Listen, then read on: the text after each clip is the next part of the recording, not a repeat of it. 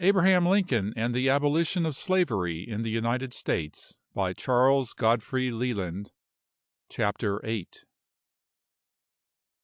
With so much to call for his care in the field, President Lincoln was not less busy in the cabinet. The relations of the Federal government with Europe were of great importance. The rebels, says Arnold with truth, "had a positive, vigorous organization, with agents all over Europe, many of them in the diplomatic service of the United States." They were well selected, and they were successful in creating the impression that the Confederacy was eminently a gentleman's government, that the Federal represented an agrarian mob led by demagogues, that Mr. Lincoln was a vulgar, ignorant boor, and that the war itself was simply an unconstitutional attempt to force certain states to remain under a tyrannical and repulsive rule.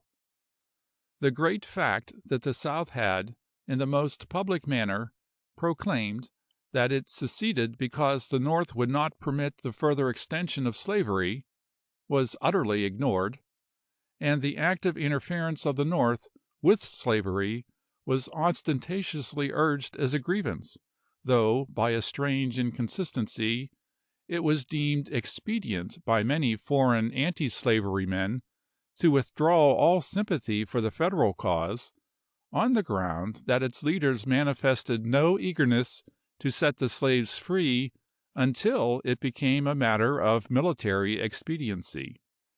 Thus the humane wisdom and moderation which inspired Lincoln and the true men of the Union to overcome the dreadful obstacles which existed in the opposition of the Northern Democrats to emancipation, was most sophistically and cruelly turned against them. To a more cynical class, the war was but the cleaning by fire of a filthy chimney which should have been burnt out long before, and its Iliad, in a nutshell, amounted to a squabble which concerned nobody save as a matter for amusement. And there were, finally, not a few, to judge from the frank avowal of a journal of the highest class, who looked forward with joy to the breaking up of the American Union, because their sympathies were with men, not with monsters, and Russia and the United States are simply giants among nations. All this bore in due time its natural fruit. Whether people were to blame for this want of sympathy, considering the ingenuity with which Southern agents fulfilled their missions, is another matter. Time, which is, happily, every day modifying old feelings, cannot change truths, and it cannot be denied that hostilities had hardly begun, and that only half the slave states were in insurrection, when the English and French governments, acting in concert, recognized the government at Montgomery as an established belligerent power. As to this recognition, Mr. Charles F. Adams, the United States Minister to England, was instructed by Mr. Seward to the effect that it, if carried out, must at once suspend all friendly relations between the United States and England. When, on June 15th, the English and French ministers applied to Mr. Seward for leave to communicate to him their instructions, directing them to recognize the rebels as belligerents, he declined to listen to them. The United States, accordingly, persisted until the end in regarding the rebellion as a domestic difficulty, and one with which foreign governments had no right to interfere.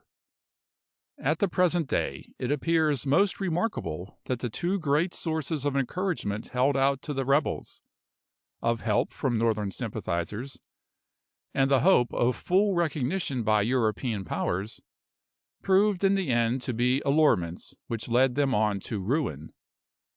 Had it not been for the defeat at Bull Run, slavery would perhaps have still existed, and but for the hope of foreign aid, the South would never have been so utterly conquered and thoroughly exhausted as it was. It must, however, be admitted that the irritation of the Union men of the North against England at this crisis was carried much too far, since they did not take fully into consideration the very large number of their sincere friends in Great Britain who earnestly advocated their cause, and that among these were actually the majority of the journalists. To those who did not understand American politics in detail, the spectacle of about one-third of the population, even though backed by constitutional law, opposing the majority, seemed to call for little sympathy. And if the motto of emancipation for the sake of the white man offended the American abolitionists, who were unable to see that it was a ruse de guerre in their favor, it is not remarkable that the English abolitionists should have been equally obtuse. A much more serious trouble than that of European indifference soon arose in the Negro question. There were in the rebel states nearly 4,000,000 slaves. In Mr. Lincoln's party, the Republican, there were two classes of men: the abolitionists, who advocated immediate enfranchisement of all slaves by any means, and the much larger number of men who, while they were opposed to the extension of slavery and would have liked to see it legally abolished, still remembered that it was constitutional. Slave property had become such a sacred thing, and had been legislated about and quarreled over to such an extent, that, even among slavery haters, it was a proof of honest citizenship to recognize it. Thus, for a long time after the war had begun, General McClellan and many other officers like him made it a point of returning fugitive slaves to their rebel masters. These slaves believed the Yankees had come to deliver them from bondage. They were ready to act as guides, to dig, to work, to fight for liberty, and they were welcomed, on coming to help their country in its need, by being handed back to the enemy, to be tortured or put to death. So great were the atrocities perpetrated in this way, and so much did certain Federal officers disgrace themselves by hunting negroes and truckling to the enemy, that a bill was soon passed in Congress, declaring it was no part of the duty of the soldiers of the United States to capture and return fugitive slaves. About the same time General B.F. Butler, of the Federal forces, shrewdly declared that slaves were legally property, but that, as they were employed by their masters against the government, they might be seized as a contraband of war, which was accordingly done. Nor is it recorded that any of the slaves who were by this ingenious application of law confined within the limits of freedom ever found any fault with it. From this time, during the war, slaves became popularly known as contrabands. It should be distinctly understood that there were now literally millions of staunch Union people who, while recognizing the evils of slavery, would not be called abolitionists, because slavery was as yet legal, and according to that Constitution which they properly regarded as the very life of all for which were fighting. And they would not, for the sake of removing the sufferings of the blacks, bring greater misery on the whites. Badly as the South had behaved, it was still loved, and it was felt that abolition would bring ruin on many friends. But as the war went on, and black crape began to appear on Northern bell handles, people began to ask one another whether it was worth while to do so much to uphold slavery, even to conciliate the wavering border states. Step by step, arguments were found for the willing at heart but unwilling to act. On the 1st January, 1862, the writer established in Boston a political magazine called the Continental Monthly, the entire object of which was expressed in the phrase, "Emancipation for the sake of the white man," and which was published solely for the sake of preparing the public mind for, and aiding in, Mr. Lincoln's peculiar policy with regard to slavery. As the writer received encouragement and direction from the President, and more than one member of the Cabinet, but especially from Mr. Seward, he feels authorized, after the lapse of so many years, to speak freely on the subject. He had already, for several months, urged the same principles in another and older publication, the New York Knickerbocker. The Continental was quite as bitterly attacked by the anti-slavery press as by the pro-slavery, but it effected its purpose of aiding President Lincoln, and the editor soon had the pleasure of realizing that many thousands were willing to be called emancipationists who shrunk from being classed as abolitionists. In this great matter the President moved with a caution which cannot be too highly commended.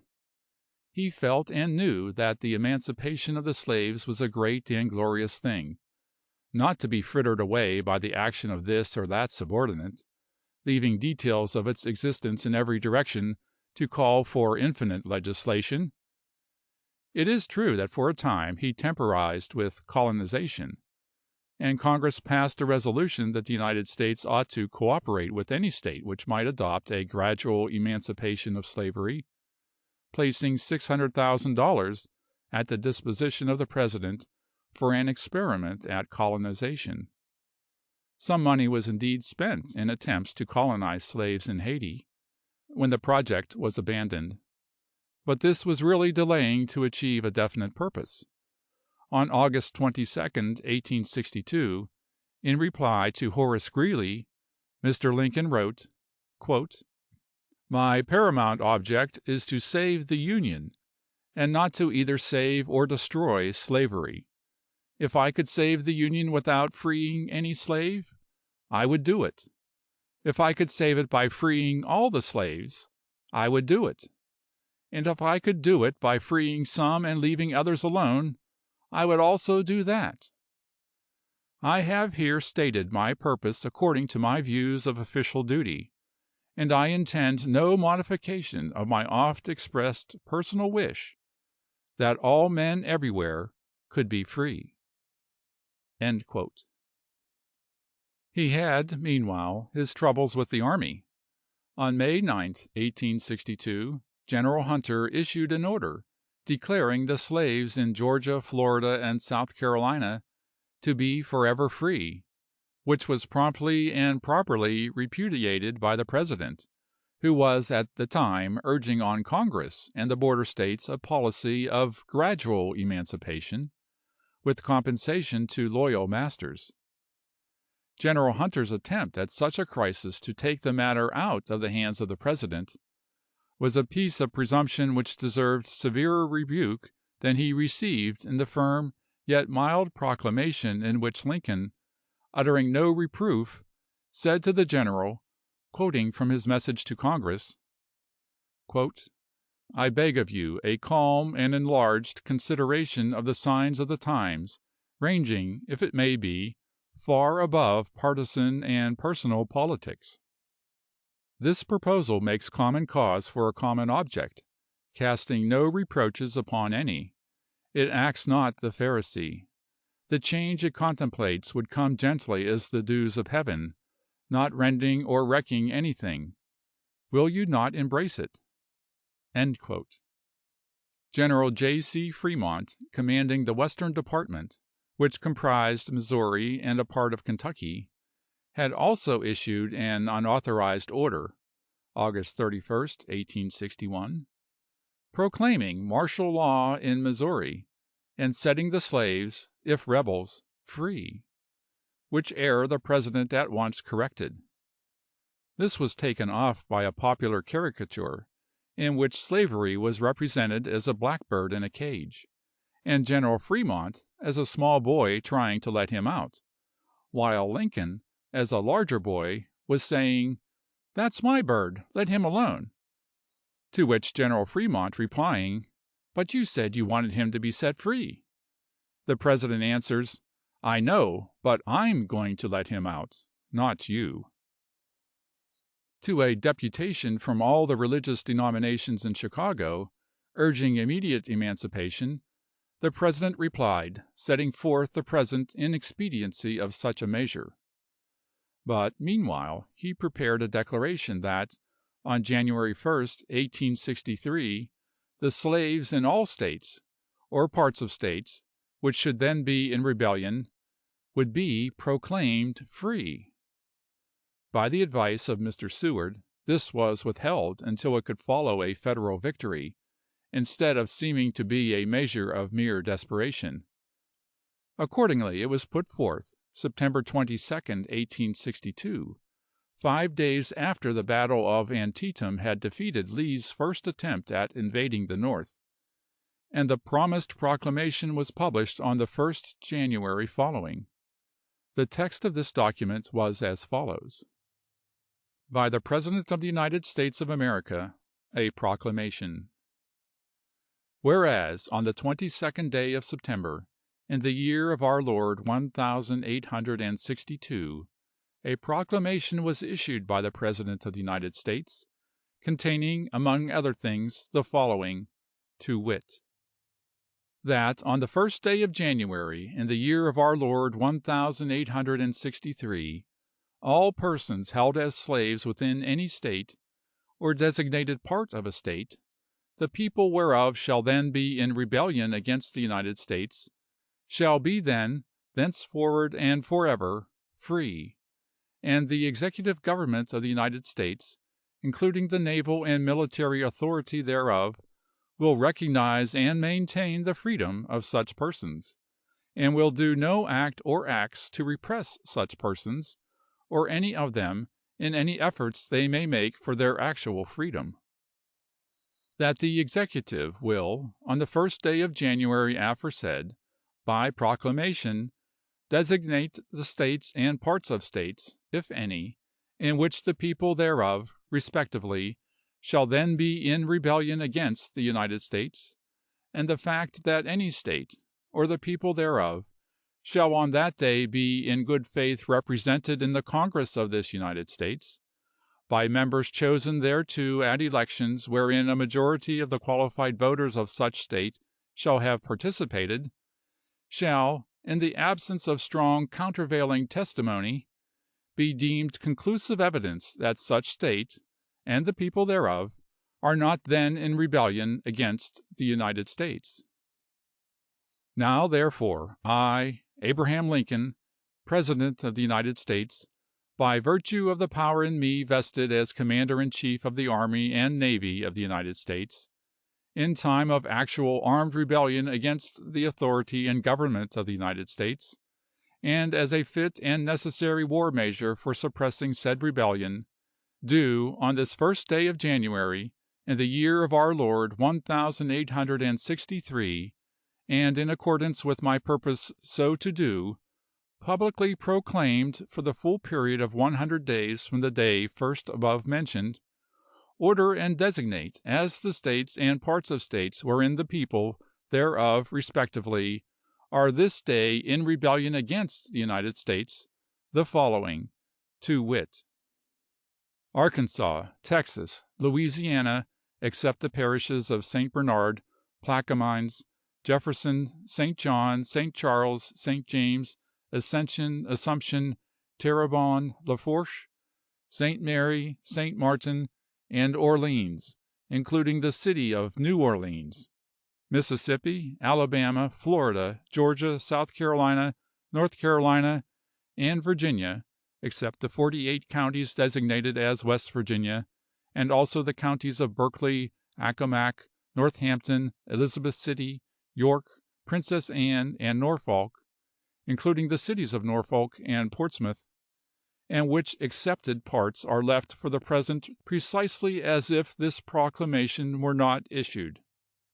And by virtue of the power, and for the purpose aforesaid, I do order and declare that all persons held as slaves within said designated states and parts of states are, and henceforward shall be, free, and that the executive government of the United States, including the military and naval authorities thereof, will recognize and maintain the freedom of said persons. And I hereby enjoin upon the people so declared to be free, to abstain from all violence, unless in necessary self-defense, and I recommend to them that, in all cases where allowed, they labor faithfully for reasonable wages. And I further declare and make known that such persons of suitable condition will be received into the armed service of the United States, to garrison forts, positions, stations, and other places, and to man vessels of all sorts in said service. And upon this act, sincerely believed to be an act of justice warranted by the Constitution upon military necessity, I invoke the considerate judgment of mankind and the gracious favor of Almighty God. In witness whereof I have hereunto set my hand and caused the seal of the United States to be affixed. L.S. Done at the city of Washington this first day of January, in the year of our Lord 1863, and of the independence of the United States of America the 87th, by the President, Abraham Lincoln, William H. Seward, Secretary of State. A true copy, with the autographed signatures of the President and the Secretary of State. John G. Nicolay, Private Secretary to the President. The excitement caused by the appearance of the Proclamation of September 22, 1862, was very great. The anti-slavery men rejoiced as at the end of a dreadful struggle. Those who had doubted became at once strong and confident. Whatever trials and troubles might be in store, all felt assured, even the Copperheads or rebel sympathizers, that slavery was virtually at an end. The newspapers teemed with gratulations. The following poem, which was the first written on the proclamation, or on the day on which it appeared, and which was afterwards published in the Continental Magazine, expresses the feeling with which it was generally received. The Proclamation, September 22, 1862. Now, who has done the greatest deed which history has ever known? And who in freedom's direst need became her bravest champion? Who a whole continent set free? Who killed the curse and broke the ban? Who made a lie of liberty? You, Father Abraham, you're the man.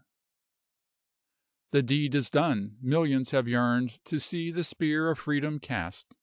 The dragon roared and writhed and burned. You smote him full and square at last.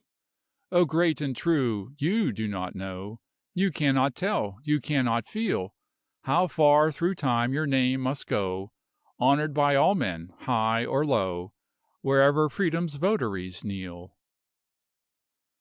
This wide world talks in many a tongue, this world boasts many a noble state.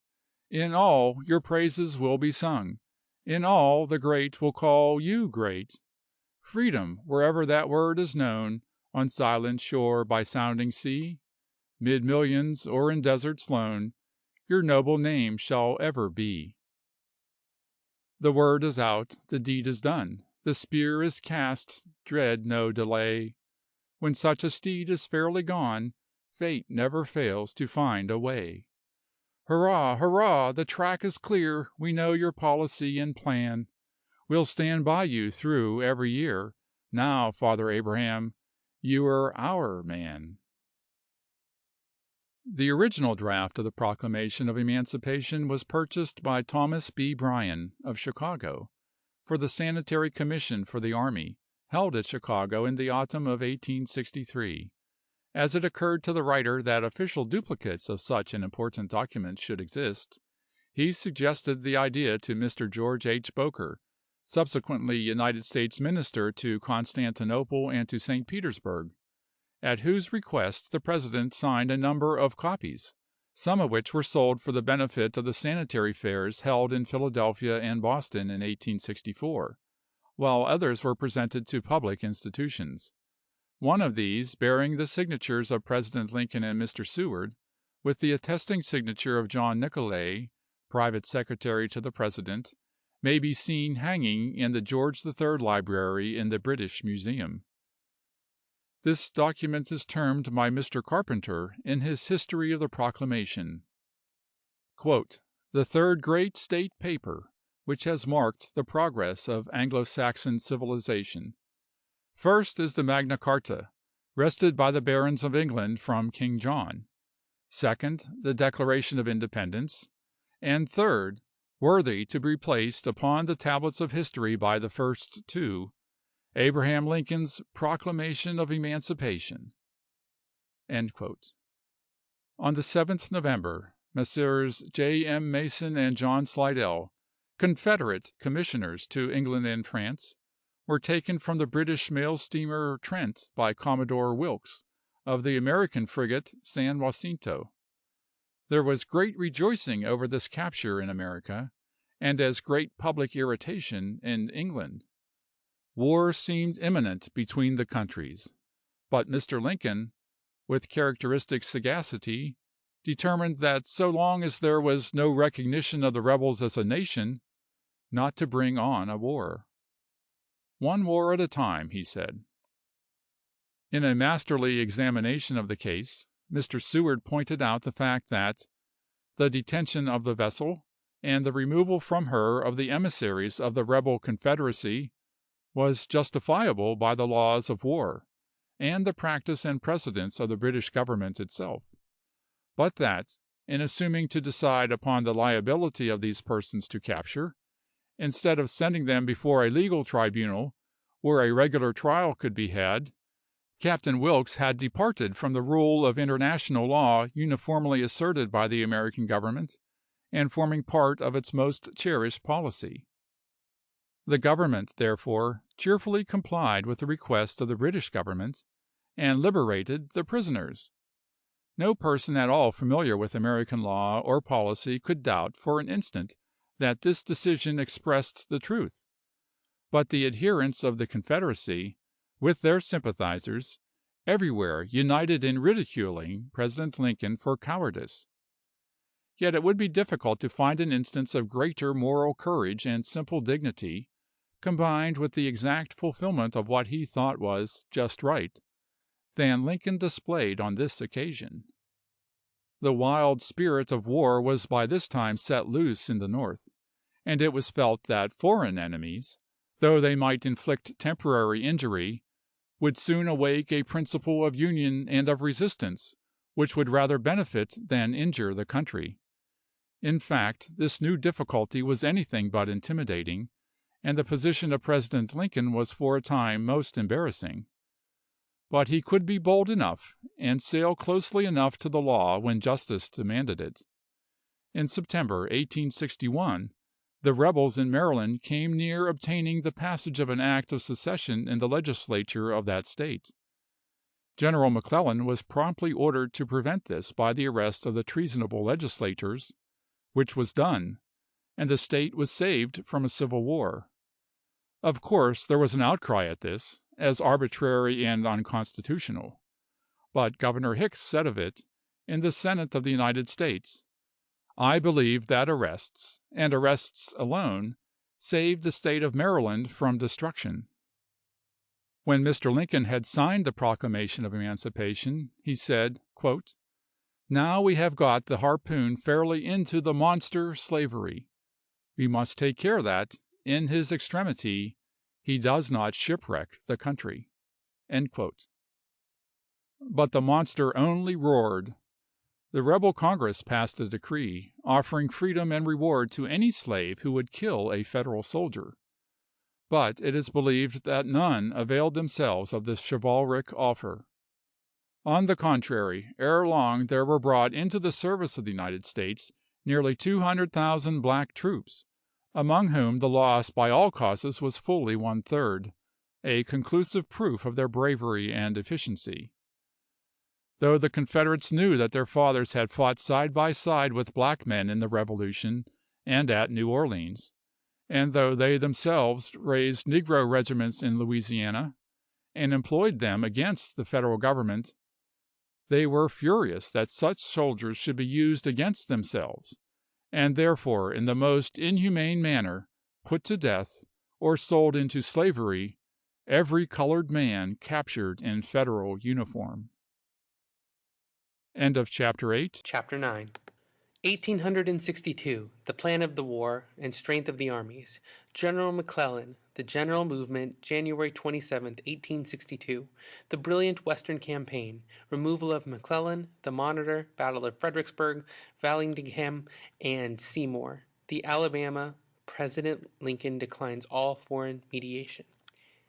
The year 1861 had been devoted rather to preparation for the war than to the war itself. For every day brought home to the North the certainty that the struggle would be tremendous, that large armies must fight over thousands of miles, and that, to conquer, men must go forth not by thousands, but by hundreds of thousands, and endure such privations, such extremes of climate, as are little known in European warfare. But by the 1st of December, 1861, 640,000 had been enrolled. The leading features of the plan of war were an entire blockade of the rebel coast, the military control of the border slave states, the recovery of the Mississippi River, which is the key of the continent, and, finally, the destruction of the rebel army in Virginia, which continually threatened the North, and the conquest of Richmond, the rebel capital.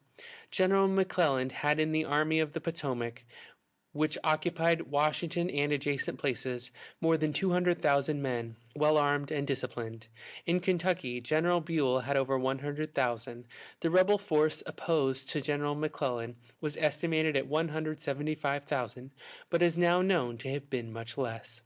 General McClellan made little use of the spy service and apparently cared very little to know what was going on in the enemy's camp, an indifference which before long led him into several extraordinary and ridiculous blunders.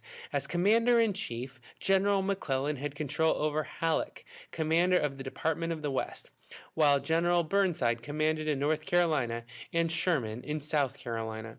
But though General McClellan had, as he himself said, a real army, magnificent in material, admirable in discipline, excellently equipped and armed, and well officered, and though his forces were double those of the enemy, he seemed to be possessed by a strange apathy, which, at the time, was at first taken for prudence, but which is perhaps now to be more truthfully explained by the fact that this former friend of Jefferson Davis, and ardent admirer of Southern institutions, was at heart little inclined to inflict great injury on the enemy, and was looking forward to playing the rôle which has led so many American politicians to their run, of being the great conciliator between the North and South.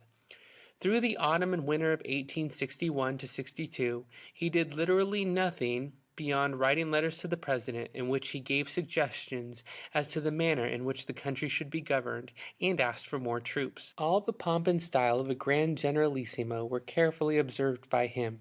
His personal camp equipage required 24 horses to draw it, a marvelous contrast to the rough and ready General Grant, who started on his vigorous campaign against Vicksburg with only a clean shirt and a toothbrush.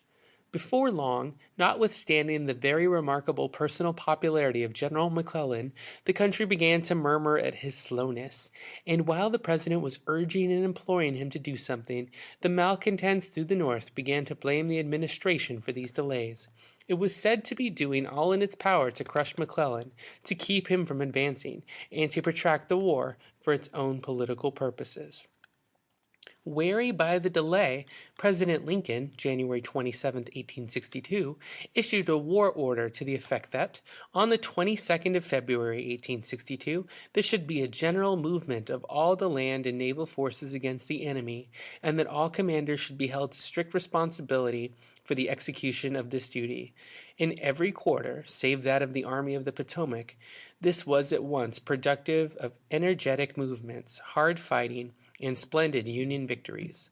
On the 6th of November, General U.S. Grant had already taken Belmont, which was the first step in his military career, and on January 20th, Colonel Garfield defeated Humphrey Marshall at Middle Creek, Kentucky, while on January 19th, General G.H. Thomas gained a victory at Mill Spring over the rebel General Zollicoffer. The rebel positions in Tennessee and Kentucky were protected by Forts Henry and Donelson. In concert with General Grant, Commodore Foote took Fort Henry, while General Grant attacked Fort Donelson. After several days' fighting, General Buckner, in command, demanded of General Grant an armistice, in which to settle terms of surrender. To this General Grant replied, quote, "No terms except unconditional and immediate surrender can be accepted. I propose to move immediately on your works." End quote. General Buckner, with 15,000 men, at once yielded. From this note, General U.S. Grant obtained the name of Unconditional Surrender Grant. These successes obliged the rebels to leave Kentucky, and Tennessee was thus accessible to the Federal forces. On the 15th of February, General Mitchell of General Buell's army reached Bowling Green, executing a march of 40 miles in 24 hours and a half, performing, meanwhile, incredible feats in scaling a frozen steep pathway, a position of great strength, and in bridging a river. On the 24th of February, the Union troops seized on Nashville, and on February 8th, Roanoke Island, North Carolina, with all its defenses, was captured by General Burnside and Admiral Goldsborough. In March and April, New Bern, Fort Pulaski, and Fort Mason were taken from the rebels.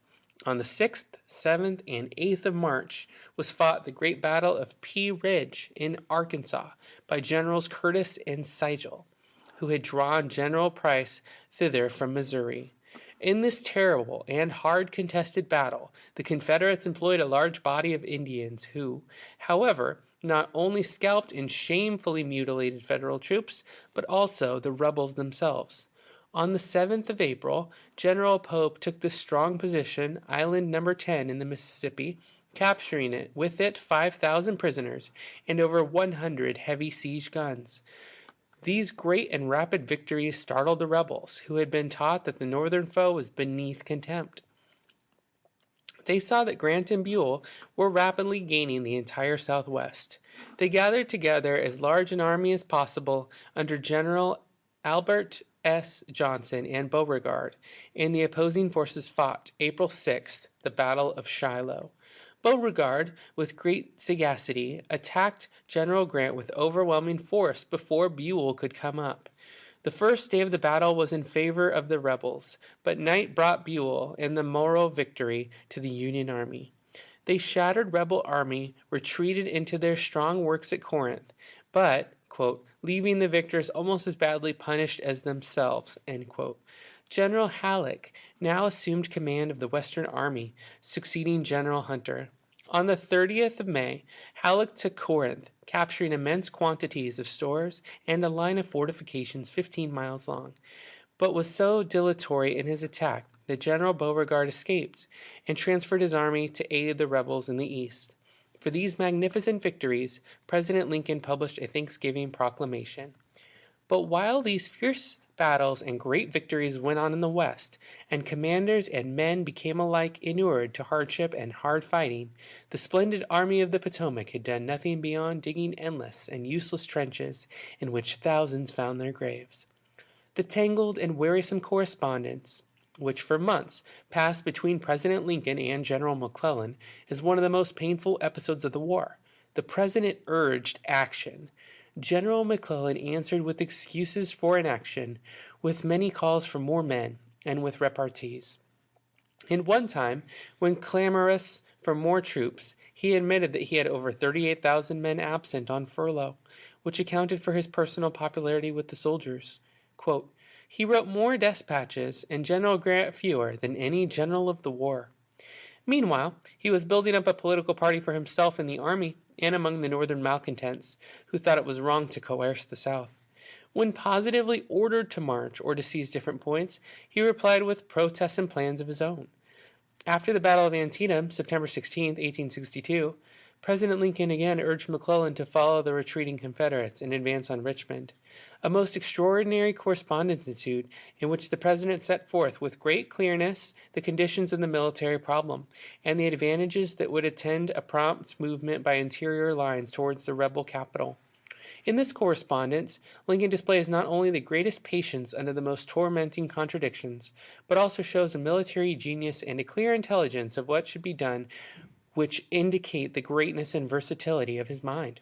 He was, to the very last, kind to McClellan, and never seems to have suspected that the general, quote, whose inactivity was to some extent attributable to an indisposition to inflict great injury upon the rebels, unquote, was scheming to succeed him in his office and intriguing with rebel sympathizers. When at last the country would no longer endure the ever-writing, never-fighting general, he removed him from command November 7, 1862, and appointed General Burnside in his place. Quote, this whole campaign, quote, says Arnold, quote, illustrates Lincoln's patience, forbearance, fidelity to, and kindness for McClellan. His misfortunes, disastrous as they were to the country, did not induce the president to abandon him. Indeed, it was a very difficult and painful thing for him to give up a person in misfortune, even when those misfortunes resulted from a man's own misconduct. But though he spoke kindly of General McClellan, Mr. Lincoln could not refrain from gently satirizing the dilatory commander. Once he marked that he would, quote, very much like to borrow the army any day when General McClellan did not happen to be using it, to see if he could not do something with it, end quote. On the 9th of March, an incident occurred which forms the beginning of a new era in naval warfare. The rebels had taken possession of the steam frigate Merrimac at Norfolk and covered her with iron armor. Sailing down the James River, she destroyed the frigates Cumberland and Congress, and was about to attack the Minnesota when, by a strange chance, there came by the bay a low, turtle-like, nondescript object bearing 2 heavy guns, with which she attacked the Merrimac and saved the fleet. This was the Monitor, built by the celebrated engineer Erickson. There were many in the South during the war who schemed, or at least talked over, the assassination of President Lincoln. On one occasion, when he learned from a newspaper that a conspiracy of several hundred men was forming in Richmond for the purpose of taking his life, he smiled and said, quote, even if true, I do not see what the rebels would gain by killing me. Everything would just go on the same. Soon after I was nominated, I began to receive letters threatening my life. The first 1 or 2 made me a little uncomfortable, but I came at length to look for a regular installment of this kind of correspondence in every week's mail. Oh, there is nothing like getting used to things, end quote. General Burnside, who accepted with reluctance the command of the army November 8, 1862, was a manly and honorable soldier, but not more fortunate than his predecessor. Owing to a want of proper understanding and action between himself and Generals Halleck, Meigs, and Franklin, the Battle of Fredericksburg, begun on the 11th December 1862, was finally fought on the 15th January, the Union Army being defeated with a loss of 12,000 men. The spirit of insubordination, of delay, and of ill fortune which attended McClellan seemed to have descended as a heritage on the Army of the Potomac. On May 3, 1861, President Lincoln had, in an order addressed to the commander of the forces on the Florida coast, suspended the writ of habeas corpus. The right to do so was given him by the Constitution, and in time of war, when the very foundations of society and life itself are threatened, common sense dictates that spies, traitors, and enemies may be imprisoned by military power. Inter arma silent leges. Law must yield in war. But that large party in the North, which did not believe that anything was legal which coerced the Confederacy, was furious. On the 27th May, 1861, General Cadwalader, by the authority of the President, refused to obey a writ issued by Judge Taney, the judge who pronounced the Dred Scott decision, the greatest crime in the judicial annals of the Republic, for the release of a rebel prisoner in Fort McHenry. The Chief Justice declared that the President could not suspend the writ, which was a virtual declaration, and that it was illegal to put a stop to the proceedings of the thousands of traitors in the North, many of whom, like the mayor of New York, were in high office. In July 1862, Attorney General Black declared that the President had the right to arrest aiders of the rebellion and to suspend the writ of habeas corpus in such cases. It was by virtue of this suspension that the rebel legislators of Maryland had been arrested and the secession of the state prevented, September 16, 1862. The newspapers opposed to Mr. Lincoln attacked the suspension of the writ with great fierceness, but such attacks never ruffled the President.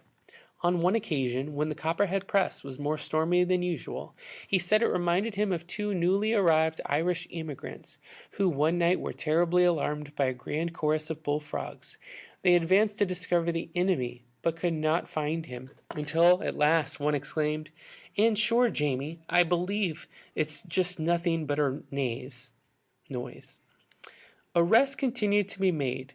Among them was that of Clement L. Vallandigham, a member of Congress from Ohio who, in a political canvass of his district, bitterly abused the administration and called on his leaders to resist the execution of the law ordering the arrest of persons aiding the enemy. For this he was properly arrested by General Burnside, May 4th, 1863, and, having been tried, was sentenced to imprisonment. But President Lincoln modified his sentence by directing that he should be sent within the rebel lines and not be allowed to return to the United States till after the close of the war. This trial and sentence created great excitement, and by many Vallandigham was regarded as a martyr. A large meeting of these rebel sympathizers was held in Albany, at which Seymour, the governor of New York, presided, when the conduct of President Lincoln was denounced as establishing military despotism. At this meeting, the Democratic or Copperhead Party of New York, while nominally professing a desire to preserve the Union, took the most effectual means to destroy it by condemning the right of the President to punish its enemies.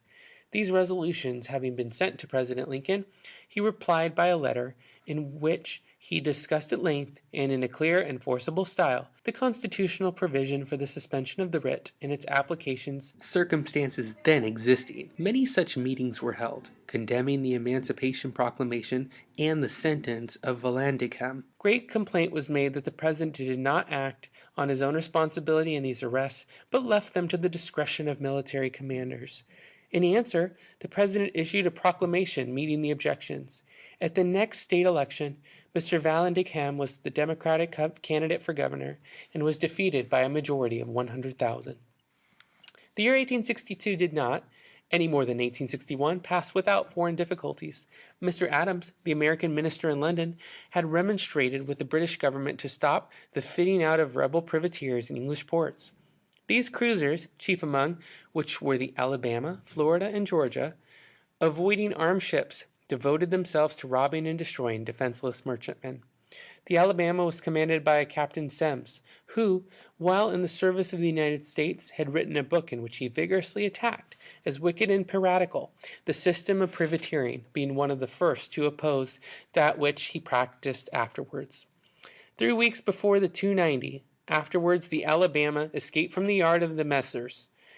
Laird at Birkenhead, July 1862.